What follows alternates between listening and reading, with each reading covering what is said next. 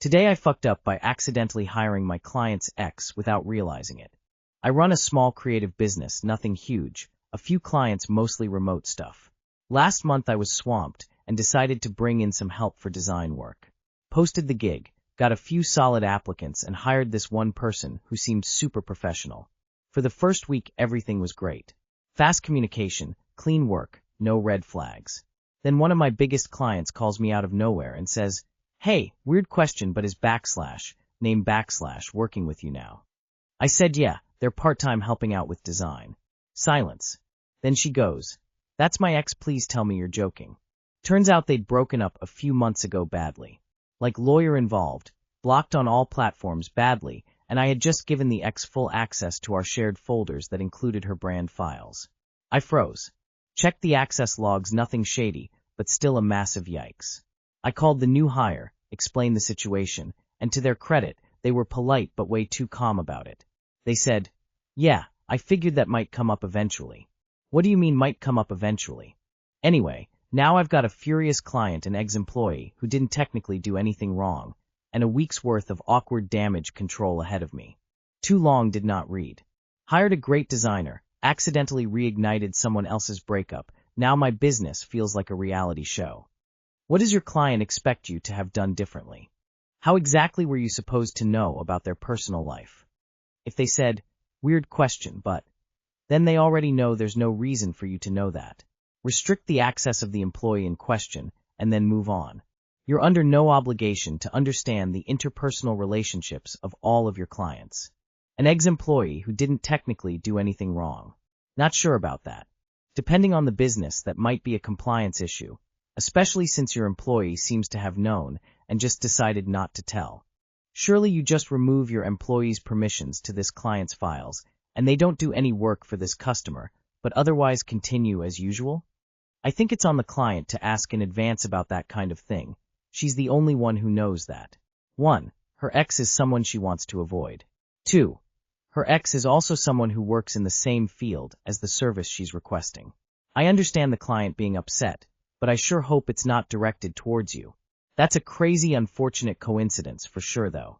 Yeah, figured that might come up eventually. If they wanted a chance to keep their job, they should have brought it up the moment they realized it was a conflict of interest for them to have access to their ex's business in any way. Today I fucked up by letting myself into my sister's house to drop off some stuff.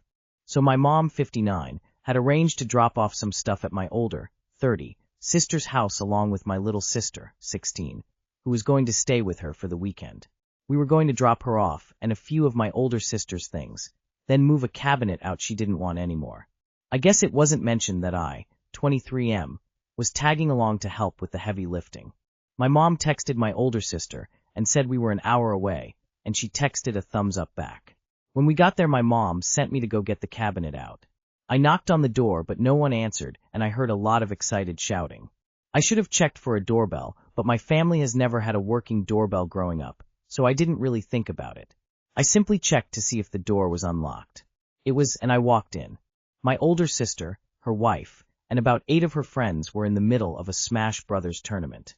I had never been to her place before, and there was a really cute dog, Sammyed, in the living room, so I said, "Oh puppy," which startled everyone. My sister turned around, and everyone immediately started yelling at me, and said how creepy it was to just walk in. I just kept apologizing and said, "I thought you knew we were coming." As far as I know, my older sister and I had a pretty good relationship up until now. We played video games together, and talked about shows we both watched. If something funny happened, I'd text her about it. It's been almost 10 hours. My older sister has blocked my number and removed me on Facebook. She's told my mom that she'll have no contact with me going forward. I know there obviously must be something else going on, but I really wish I'd have thought to ring the doorbell. Too long did not read. My mom and I went to go help move some stuff in and out of my older sister's house. My mom texted her our ETA, and when we got there I knocked, but it seemed like they were busy, so instead of ringing the doorbell I let myself in, interrupting her Smash tournament and freaking her and her guests out. I thought this was going to be a accidentally saw sibling naked situation. But she's upset because saw her playing Smash Brothers?